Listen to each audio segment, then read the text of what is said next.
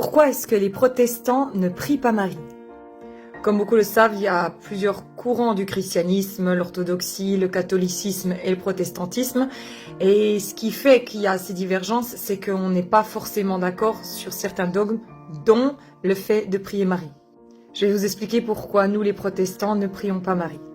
La première raison pour laquelle nous ne prions pas Marie, et je pense que vous connaissez ce dicton, c'est que nous pensons qu'il vaut mieux s'adresser directement à Dieu qu'à ses saints. Et ça, c'est principalement parce que Jésus a ouvert la voie, il a donné sa vie, il a payé le prix ultime pour qu'on puisse avoir accès directement à Dieu, s'adresser à lui, il a payé pour le péché. Et nous trouvons vraiment pas juste de, encore une fois, dire « oui, mais finalement, peut-être que cet accès n'est pas vraiment complètement suffisant et donc nous passons par quelqu'un d'autre. » Nous trouvons que ce n'est pas juste face au sacrifice de la croix. Souvent, on nous dit que finalement, non, les gens ne prient pas Marie, la prière ne va qu'à Dieu. Ils s'adressent à elle dans le but qu'elle puisse à son tour apporter les prières qui lui sont données et faire une prière d'intercession en notre faveur auprès de Dieu. Mais ceci n'est pas vrai. Je vous laisse lire le catéchisme catholique. Marie est l'orante parfaite, figure de l'Église. Quand nous la prions, donc il l'a pris, nous adhérons avec elle au dessein du Père qui envoie son Fils pour sauver tous les hommes. Comme les disciples bien-aimés, nous accueillons chez nous la mère de Jésus, devenue la mère de tous les vivants. Nous pouvons prier avec elle et la prier. La prière de l'Église est comme portée par les prières de Marie. Elle lui est unie dans l'espérance. Donc pour nous, là, c'est pas possible. On ne peut pas prier Marie. Nous ne prions que Dieu. Dieu est largement suffisant. Nous trouvons aussi un petit peu compliqué de devoir expliquer aux gens qu'au final, ils n'ont pas toute l'attention de Dieu et qu'il faille passer par d'autres personnes pour pouvoir être entendu. Dieu est un père et comme n'importe quel enfant, il peut aller à son père librement. C'est quand même un argument, je dirais même presque le plus fort. Ensuite, l'autre élément, c'est que nous croyons profondément que nous ne pouvons pas nous adresser aux personnes mortes. Donc bien sûr, les gens diront mais ils sont pas morts, ils sont vivants, oui ils sont dans l'au-delà. Donc nous allons essayer d'utiliser un vocabulaire mort sur la terre, mais ils sont vivants dans l'esprit. Mais nous savons qu'il y a un fossé entre le monde des vivants sur terre et l'au-delà.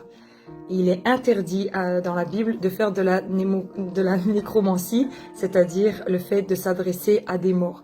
Pour nous, comme la Bible le dit, ils sont au ciel et ils se reposent de leur œuvre. Ils ont donné ce qu'ils avaient à donner sur terre, ils ont eu leur lot et maintenant ils se reposent. Un des autres éléments, c'est que seul Dieu est omniscient, omniprésent et omnipotent. Ça veut dire qu'il peut être partout à la fois, il est tout puissant et il sait tout. Et ça, seulement Dieu peut faire ça.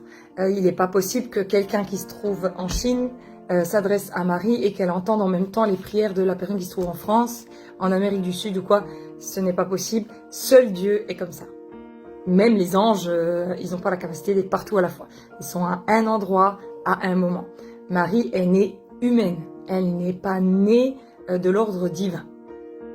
Et ça nous amène au prochain point où il nous est dit qu'elle est immaculée conception, c'est-à-dire qu'elle serait née sans péché. Mais nous voyons dans la Bible qu'après la naissance de Jésus, au moment où ils vont le faire circoncire, elle va aller au temple. Et il est marqué dans Luc 2 au verset 22 que Marie l'amena à Jérusalem pour le présenter au Seigneur, suivant ce qui est écrit dans la loi du Seigneur.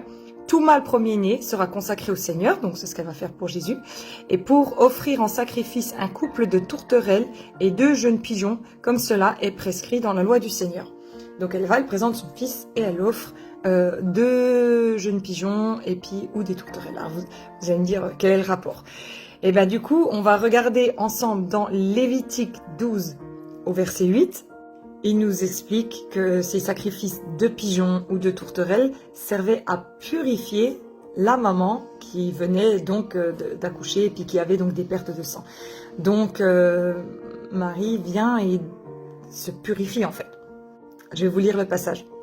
Lorsque prendra fin de la période de sa purification, qu'il s'agisse d'un fils ou d'une fille qu'elle a eu, la femme, elle apportera au prêtre à l'entrée de la tente de la rencontre un agneau d'1 an pour l'holocauste et un jeune pigeon ou une tourterelle pour le sacrifice d'expiation.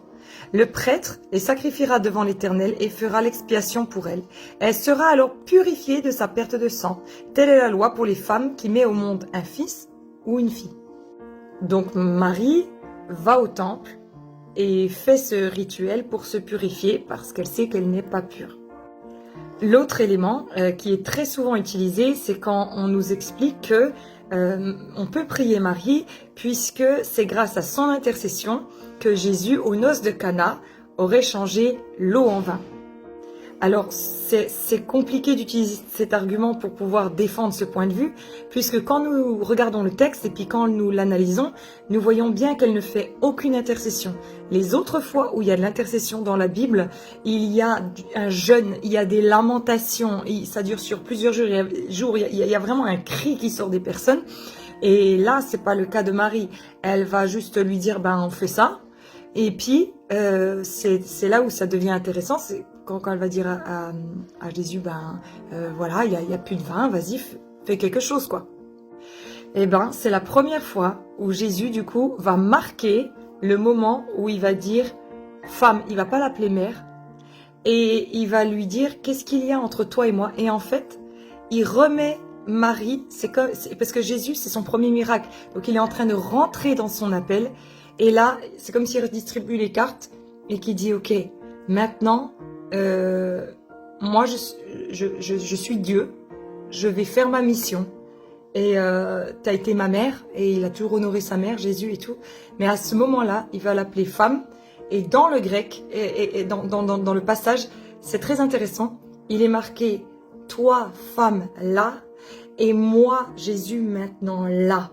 Et en fait, c'est le passage où Jésus va comme, pas tirer un trait, mais remettre les choses en disant à Marie, tu as été ma mère jusque-là, mais maintenant, comme nous on pourrait le faire, et à un moment donné, quand vous avez votre maison, votre vie, voilà, la proximité que vous aviez avec votre parent, la relation que vous aviez avec vos parents, elle change. Mais le texte en grec, en fait, est très très clair. Jésus ne dit pas merci pour ton intercession à cause de ce que tu viens de dire, du coup je vais faire un miracle.